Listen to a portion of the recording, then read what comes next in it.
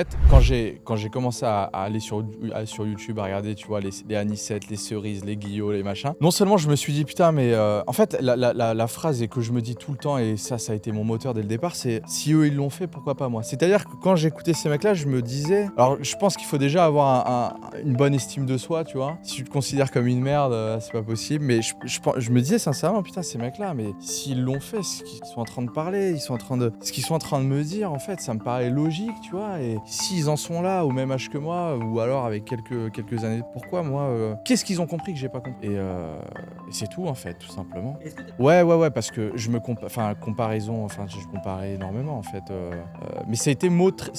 été moteur pour moi, tu sais, moi aussi je voulais des gens qui me suivaient, moi aussi je voulais faire des scènes, moi aussi, je voulais, aller en Thaïlande, moi aussi je voulais, tu vois? Donc ouais et puis, tu sais, je me suis rendu compte que le chemin pour avoir accès à ce niveau de lifestyle-là n'était vraiment très compliqué, tu vois? On parle pas de faire 8 à 9 chi d'avoir une start, tu vois? On parlait juste d'avoir un lifestyle business, en fait. Moi, objectivement, au début, c'était ça, je voulais un lifestyle business et ouais et puis, beh, c'est pour ça que d'un côté, je trouve que YouTube et de pouvoir avoir accès à des figures comme ça de gens qui, partagent de la valeur comme ça gratuitement,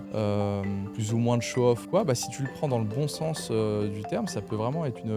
une vraie source motrice d'action et de motivation.